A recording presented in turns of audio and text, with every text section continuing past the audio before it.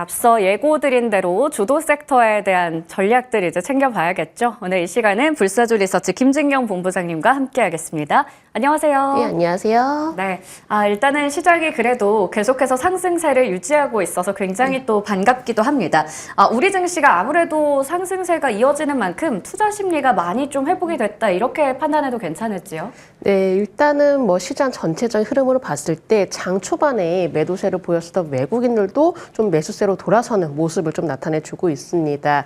간밤에 미국 부채금리에 대한 하락 그리고 전일 정부의 지원 소식으로 인해서 바이오주들도 다시금 관심이 모아지고 있는 양상 나타내주고 있는데 물론 시장 자체가 조금씩 안정세를 찾아 나가고 있다라고 하지만 아직까지 관세에 대해서 뭔가 확실한 해결책보다도 좀 불확실성이 남아있는 상황입니다. 그렇기 때문에 전반적으로 개별 이슈에 대한 장이 이어지지 않을까라고 좀 볼 수 있을 것 같고요. 특히나 지금의 경우 이제 실적 시즌이 좀 도래를 한 상황이기 때문에 실적에 대한 내용들도 좀 확인하실 필요가 있으실 것 같습니다. 실적 발표 이후에 주가의 좀 방향성이 달라진 경우가 종종 나타나고 있는 상황이기 때문에 이런 부분들 체크해 주시면 좋으실 것 같고 유독 요즘 들어서 AI 관련주로 로봇주도 또 강세를 좀 보여지고 있죠. 물론 아직까지도 여러 가지 좋은 내용들로 인해서 기대감은 충분하다라고 판단되지만은 워낙에 가파르게 올라온 상황이기 때문에 이 점에 대해서 조금씩 주의를 하실 필요가 있다는 점 말씀드리도록 하겠습니다. 네, 전반적으로 일단 좀 고르게 올라가는 섹터들도 확인할 수가 있고요. 단기간에 많이 올라온 쪽도 있는데 그 부분에 대해서는 우리가 주의할 필요도 있다라고 말씀해 주셨어요. 그리고 무엇보다 지금 중요한 건 실적이 되지 않을까라는 생각도 듭니다. 시장에 대한 이야기 먼저 좀 들어봤습니다. 그리고 오늘 관심 섹터로 본부장님께서 가지고 나오신 게 바로 유리기판 쪽이거든요. 한창 CES 2025 이후에 정말 많은 주목을 받기도 했습니다. 그때 SKC가 굉장히 질주하는 모습 나타내기도 했었는데 아무래도 이 빅테크 기업들이 뭐 투자를 한다라는 부분에 있어서도 유리기판에 대한 관심은 여전히 계속돼야 될까요?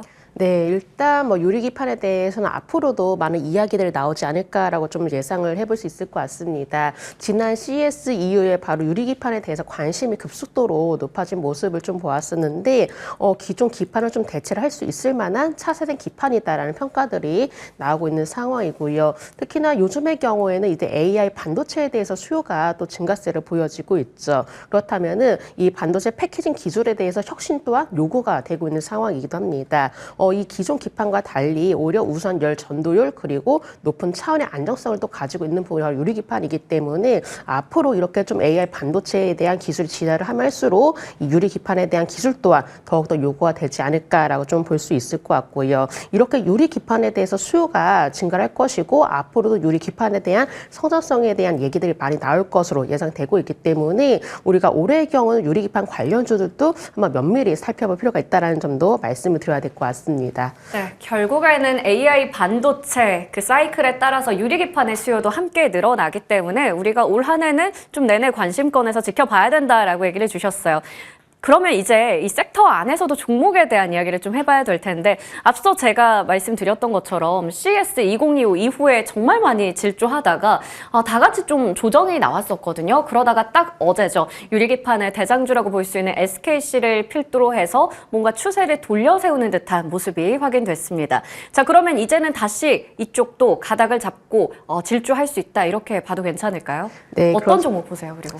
일단은 뭐 전체적으로 봤을 때 유리기판 관련주의 경우 여기서 옥석가래가 저는 필요하다라고 생각을 하고 있습니다. 워낙에 이제 글로벌 빅테크 기업들에 대한 움직임도 필요하다라고 생각이 들고 있고 특히나 인텔이라든지 뭐 AMD, 브로드컴이라든지 엔비디아 이렇게 좀 주요 기업들이 이 유리기판에 대한 도입을 검토를 하고 있기 때문이죠. 또 유리기판에 대한 기대감 또한 높아지고 있는 상황이기 때문에 여러 가지 관련주들에 대한 이야기도 나오고 있고요. 하지만 이 안에서 또 가장 중요한 게 뭔가 실제적인 연관이 없음에도 불구하고 그냥 주가가 들썩이는 경우가 있기 때문에 이 점에 대해서는 좀 더 주의를 하실 필요가 있으실 것 같습니다.